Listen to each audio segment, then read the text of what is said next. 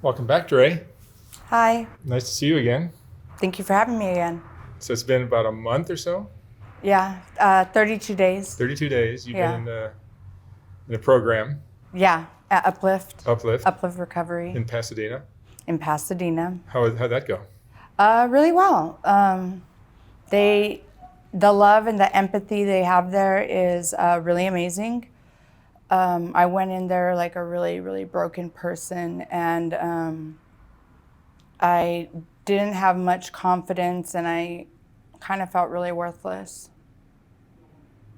Your biggest addiction you were battling with was alcohol? Yes, I'm an alcoholic, Yeah. like a really, really bad one, because I have no tolerance to alcohol. So I black out almost instantaneously. And then when I'm in a blackout, anything goes. You'll use anything, I'll use anything someone puts in front of me. but alcohol's the Yeah, beginning of it all. always. And did you quit cold turkey? Um, That's well, hard for alcoholics, right? Yeah, well, I went through the detox program at Uplift Recovery. So it was I medically detoxed so that I didn't go through horrible withdrawals. They were very comforting. I felt like I was in a safe place, and I was very scared when I got there. I didn't feel safe, and I felt really safe. Jade, she helped me to get out of a bad situation. When I first came last time, I was with Justin, and he was hitting me, and he like broke all the windows in my car and stuff like that. And I didn't have like the strength or enough love for myself to walk away. And when Jade saw like all the black bruises on my arms and my legs, she was just like, "This is not okay, like, no." And she helped me to let go of that. And through all the groups I went through at Uplift and through all the support that I got, it helped me to just like have love for myself, realize like I am worth it. Like I deserve to be treated with respect and not be hit. It's a lot of changes for 32 days. Yeah, yes, definitely. Take it slow. Trying to, one day at a time. Are you still talking with Justin? No, we have no contact at the moment. He doesn't have my new phone number. Is that something that you're fine with, or? Yeah, I'm gonna let go of that. Nobody, I wish him the best. Nobody deserves to be hit. I just, it was toxic, and for my recovery, I need to be around positive people that are going to support me and not bring me down or destroy my property or hit me, You look and seem much better than you were when I saw you last. Thank you. I feel a lot better. I feel I did a lot of like meditating and a lot of codependent groups, and I realized like I'm a very codependent person. But I learned a lot of like tools to like help me deal with my anxiety and to realize that I don't need to people please, and no could just be can be the answer. I don't have to explain myself to everybody. Like I could just say no, and that's a sentence. That's it, And I've always had a hard time saying no. I always say I'm a yes man, and then I'll tell everybody yes, and then I'm like having to go here and go there, and then I get overwhelmed and anxiety. So then I don't go and do anything, and then it's like I flaked out. But I'm realizing now, instead of overwhelming myself and trying to do like 10 things at once, that, through recovery, I need to take it one day at a time. I need to realize that I can't do it all, and that I don't have to tell everybody yes. Was this like a 12-step thing, or it was just a? I'm one of those addicts, alcoholic, that I definitely need to work a program. I have to live, eat, breathe recovery. I have to go to AA meetings. I have to get a sponsor. I have to work the steps. At Uplift Recovery, they took us to meetings, and they incorporated like about information about doing the steps and getting a sponsor and how it's more supportive and helps you in your recovery. What's your outlook for what's going to happen next?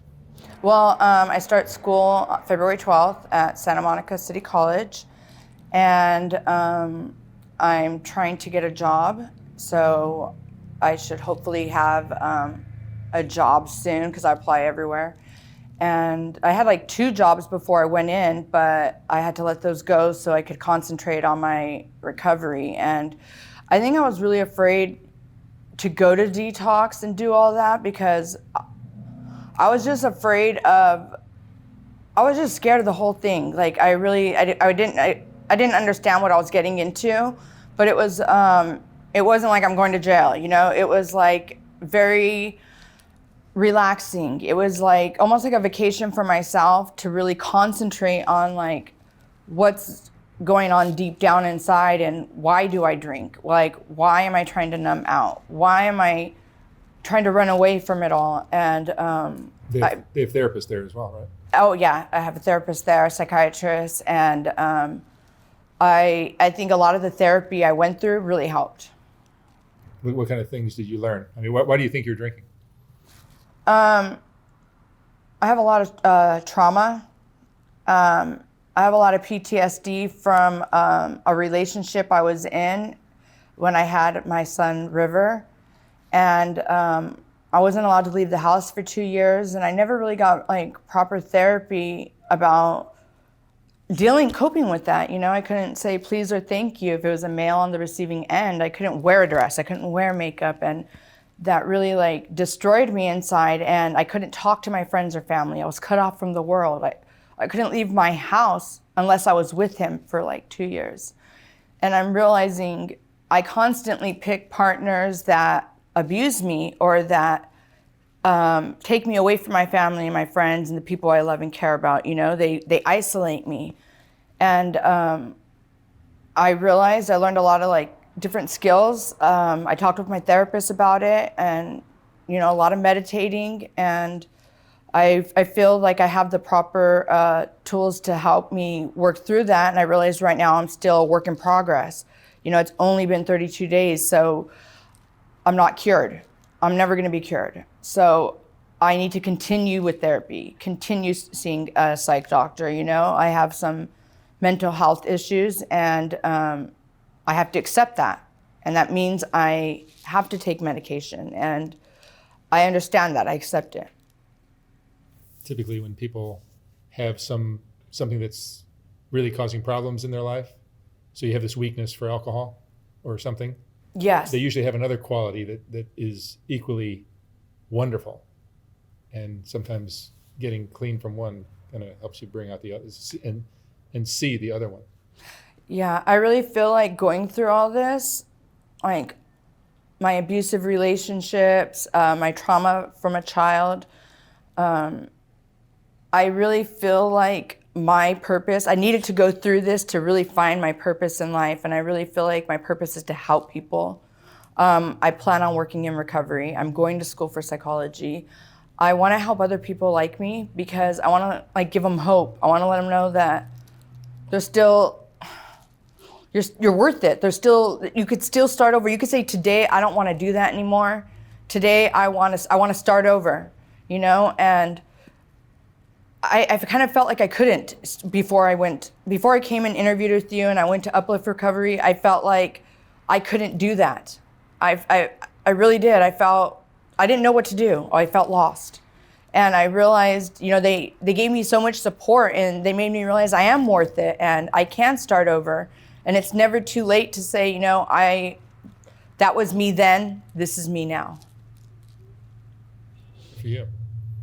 And then by getting clean, you build up a little bit of confidence and pride in yourself. And yeah, I have self-worth today, you know. I love myself. I realize that I do deserve to be treated with respect, and I don't have to run away from my problems.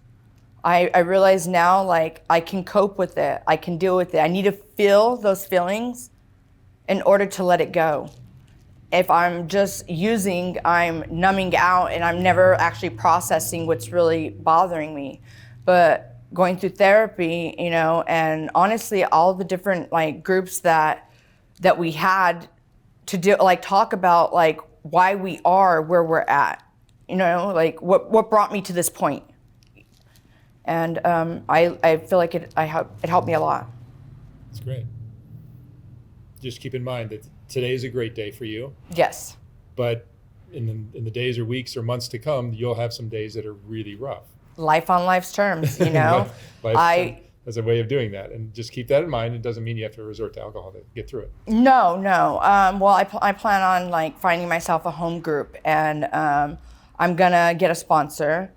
And you know, like before I got like 14 months, and that's because I was working a program. Like I said, I need to live, eat, breathe, recovery. I need to be in a 12-step program. I need that sponsor to like call me out on my bullshit, and I need to work the steps. And I realize that. And I do realize there's gonna be bad days.